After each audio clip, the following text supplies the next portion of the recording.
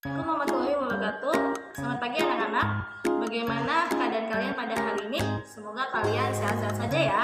Hari ini kita masuk ke mata pelajaran IPS bersama saya, Ibu Anti, dan juga rekan saya, Ibu Sri Gufri, dan juga Bu Yani. Sebelum mulai pembelajaran, marilah kita awali dengan berdoa. Berdoa menurut agamanya masing-masing ya. Berdoa dimulai. Doa selesai. Baiklah anak-anak, silakan kalian saksikan materi pembelajaran berikut ini. Ibu harap kalian bisa menyimaknya dengan baik. Pengaruh kerjasama bidang ekonomi, sosial, politik, dan pendidikan terhadap kehidupan di ASEAN. Tujuan pembelajaran pada materi hari ini yang pertama yaitu menjelaskan pengertian pasal tunggal atau MEA. Yang kedua, memberikan contoh permasalahan yang muncul dalam keberlangsungan kehidupan sosial di negara-negara ASEAN. Yang ketiga, memberikan contoh pengaruh aktivitas keberlangsungan kehidupan budaya di negara-negara ASEAN. Yang keempat, memberi contoh negara-negara ASEAN yang sedang mengalami sengketa perbatasan. Yang kelima, menguraikan upaya-upaya meningkatkan kerjasama di antara negara-negara ASEAN. Ya, kita masuk ke pengaruh perubahan ruang dan interaksi antar ruang terhadap keberlangsungan kehidupan ekonomi di negara-negara ASEAN. Yang pertama kita masuk ke pasal tunggal. Apa sih yang dimaksud dengan pasal tunggal atau MEA? Jadi sebelum masuk ke pengertiannya, itu sebelumnya adalah para pemimpin ASEAN sepakat membentuk sebuah pasal tunggal di kawasan Asia Tenggara. Itu terbentuk pada akhir tahun 2015. Pasal tunggal adalah pasal bersama dalam suatu kawasan yang aturan dan kebijakannya dibentuk bersama, ekspor impor pun dilakukan bersama sehingga menjadi pasar internasional. Nah, MEA memiliki kesepakatan yang bertujuan agar daya saing ASEAN meningkat dan menghilangkan hambatan di bidang ekonomi lintas kawasan.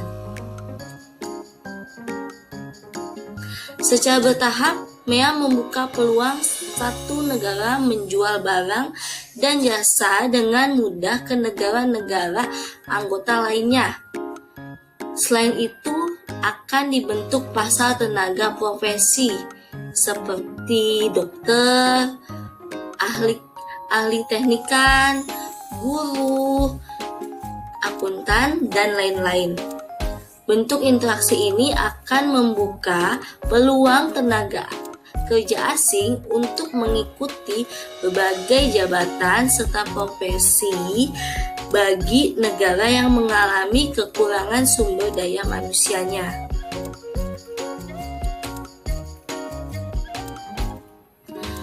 Nah, sekarang kita lanjut ke pengaruh perubahan ruang dan interaksi antar ruang terhadap keberlangsungan kehidupan sosial di negara-negara ASEAN.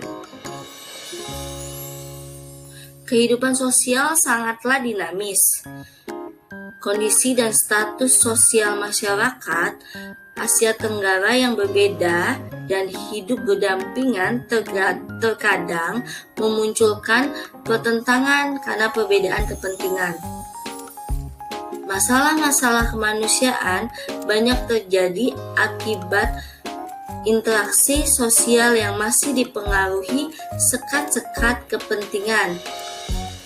Contohnya pada tahun 2015, itu adanya ribuan pengungsi dari negara Myanmar yang membanjiri ke negara tetangga seperti Malaysia, Thailand, dan sebagainya.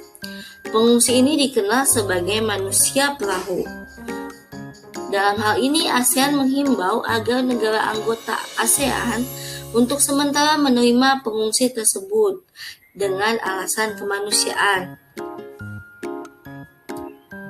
Migrasi ini juga berpengaruh terhadap dinamika jumlah kependudukan suatu negara, baik bagi yang mengungsi ataupun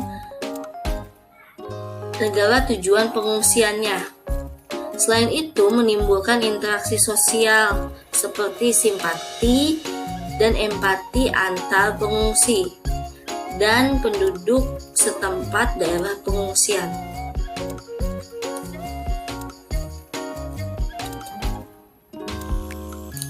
Lalu kita masuk ke pengaruh perubahan ruang dan interaksi antar ruang terhadap keberlangsungan kehidupan budaya di negara-negara ASEAN. Yang pertama yaitu Festival Budaya ASEAN atau FBA.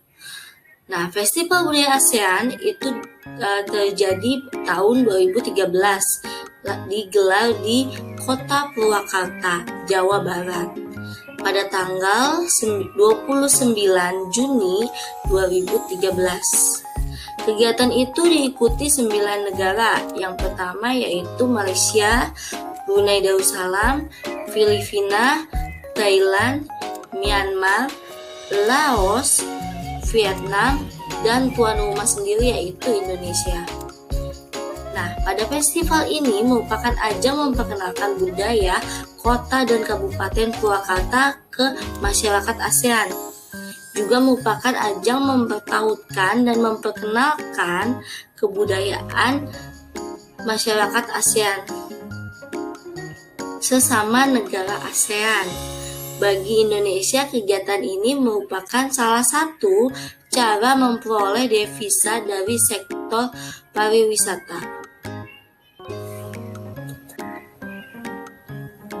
Nah, lalu yang kedua yaitu Perkemahan Budaya Serumpun ASEAN. Perkemahan Budaya Serumpun adalah kegiatan perkemahan budaya negara-negara ASEAN yang diprakarsai oleh 3 negara yaitu Indonesia, Malaysia, dan Brunei Darussalam. Kegiatan ini bertujuan menanamkan dan meningkatkan pemahaman penghayatan nilai-nilai budaya bangsa serumpun demi menciptakan ketahanan budaya. Kegiatan ini sudah beberapa kali terjadi dan berlangsung.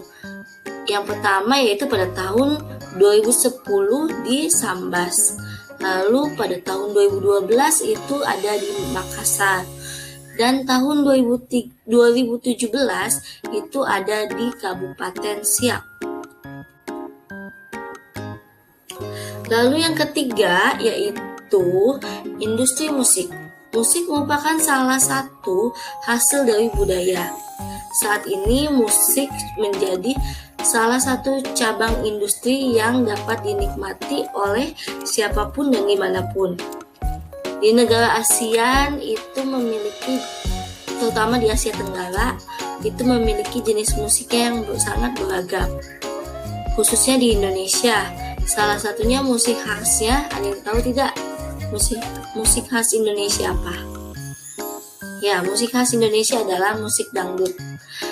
Perkembangan industri musik sangat maju, seperti konser, festival musik, dan berbagai event lainnya menunjukkan hal tersebut.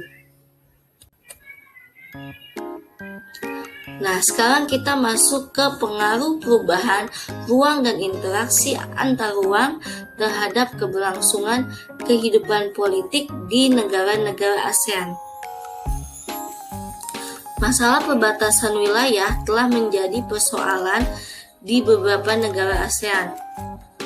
Seperti contoh-contoh kasus sengketa wilayah tersebut berikut ini. Yang pertama yaitu kasus Natuna, di mana negara yang terlibat yaitu Tiongkok dan Indonesia.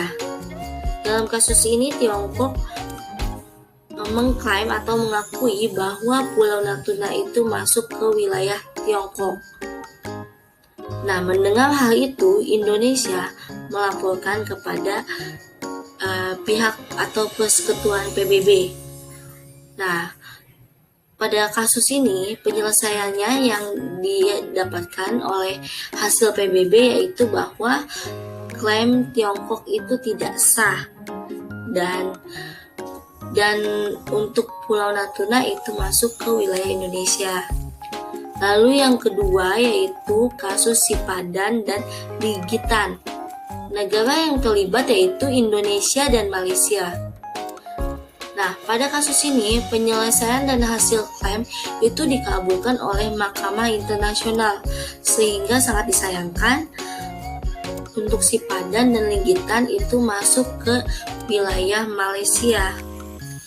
Nah, yang ketiga yaitu contohnya Kepulauan Spratly, yaitu negara yang terlibat antara lain Vietnam, Filipina, dan Tiongkok.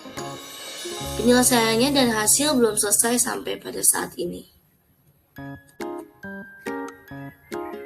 Nah, yang kedua yaitu pekerja migran. Bagi ASEAN, kasus tersebut menjadi perhatian tersendiri.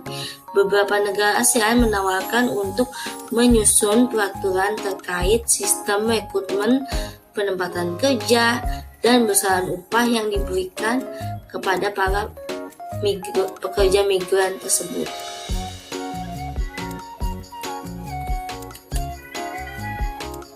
Nah, sekarang kita ngebahas tentang pengaruh perubahan ruang dan interaksi antar ruang terhadap keberlangsungan kehidupan pendidikan di negara-negara ASEAN.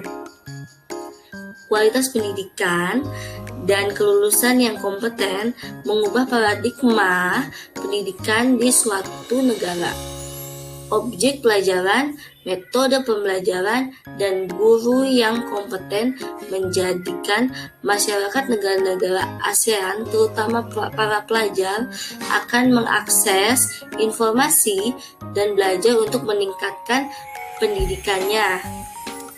Secara khusus menghadapi masyarakat ekonomi ASEAN, pemerintah Indonesia itu berupaya memberikan kesempatan kepada lembaga pendidikan untuk melakukan reformasi menyeluruh dalam sistem pendidikan. Contohnya dengan meningkatkan mutu pendidik baik bagi dosen ataupun guru melalui proses sertifikasi, terus ada juga akreditasi, ada standarisasi pendidikan, peningkatan gaji dan kesejahteraan pendidik, serta rekrutmen pendidik yang profesional.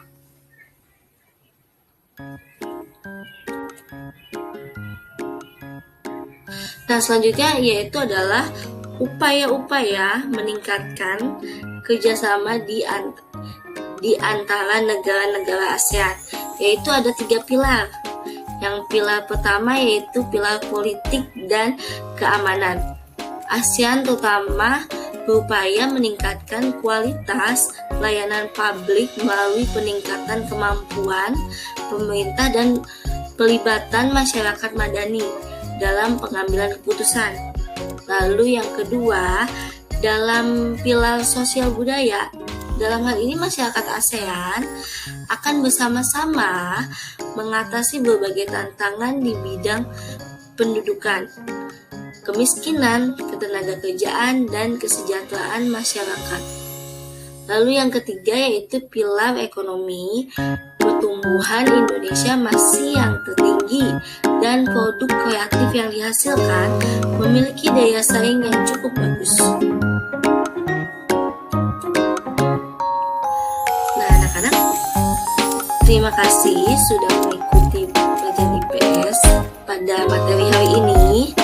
Sebelumnya Ibu minta maaf ya apabila ada salah-salah kata atau ucapan, baik disengaja atau tidak.